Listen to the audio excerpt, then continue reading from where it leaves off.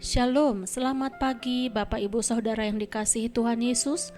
Salam sejahtera buat saudara semua dimanapun berada.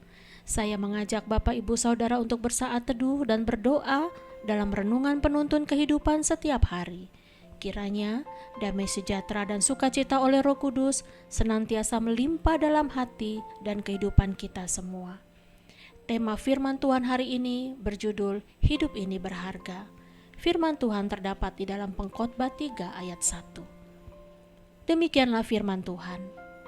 Untuk segala sesuatu ada masanya. Untuk apapun di bawah langit ada waktunya. Saudaraku yang dikasihi Tuhan Yesus, hidup terlalu pendek dan terlalu berharga untuk disia-siakan. Semakin tua seseorang, biasanya dia akan semakin menyadari hal itu. Namun, ada juga orang-orang yang tidak mau belajar untuk membenahi hidupnya.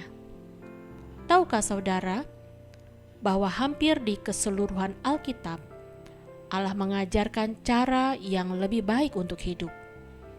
Dan kekristenan dimulai dengan menerima Yesus sebagai juru selamat dan berlanjut di dalam gaya hidup yang didasarkan pada ajarannya sebagai cara hidup yang baru. Sehingga kita tidak lagi hidup dengan cara dunia atau mengarah kepada pikiran atau perasaan kedagingan, melainkan apa yang Alkitab ajarkan bahwa kita harus hidup di dalam roh.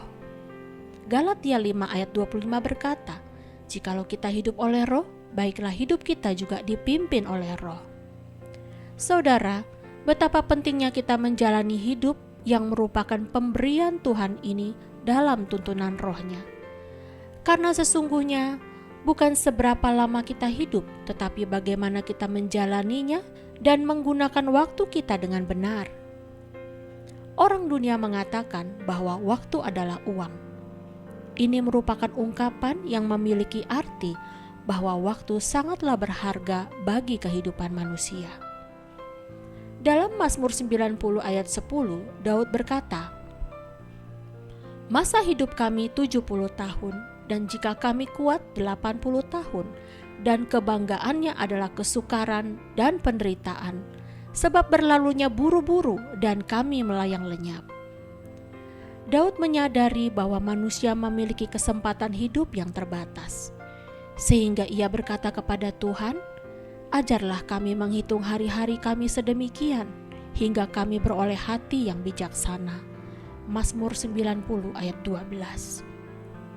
Jadi, betapa pentingnya kita teguh dalam mengisi kehidupan ini dengan bijak, karena hidup ini terlalu singkat untuk disia-siakan.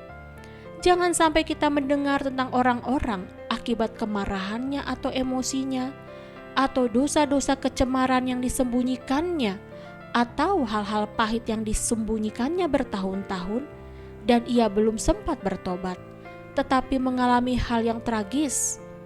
Bukankah itu sangat mengerikan, saudara? Karena tidak ada lagi kesempatan ia membenahi hidupnya.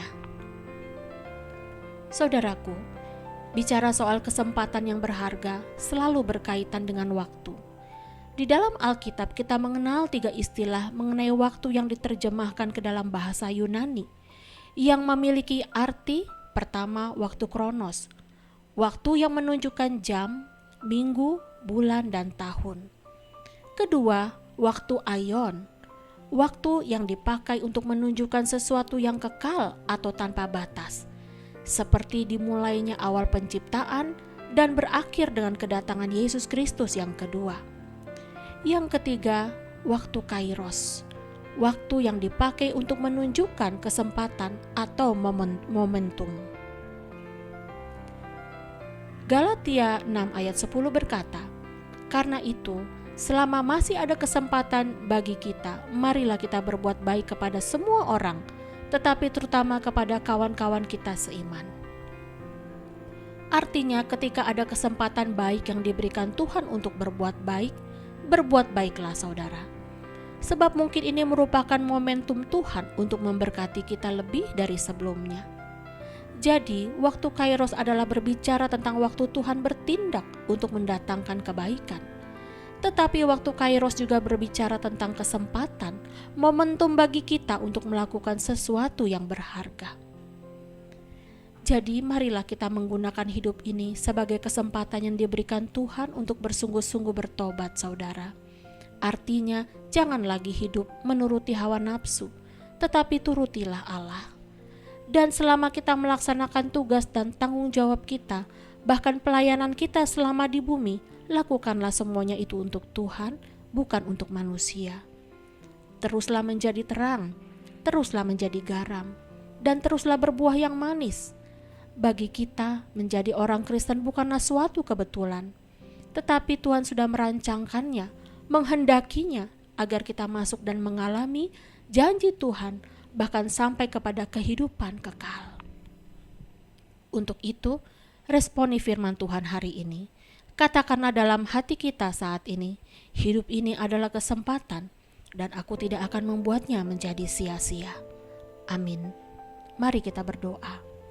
Tuhan Yesus, terima kasih atas firman-Mu pagi hari ini.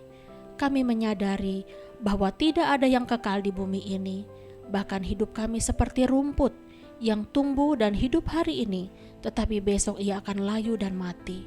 Bapa, berikanlah hati kami yang bijaksana untuk menyikapi hidup ini dengan baik, untuk kami selalu hidup dalam tuntunan Roh-Mu sebagai kesempatan bagi kami menghargai kehidupan ini. Terima kasih Bapa, Engkau sungguh baik. Di dalam nama Tuhan Yesus kami berdoa. Amin.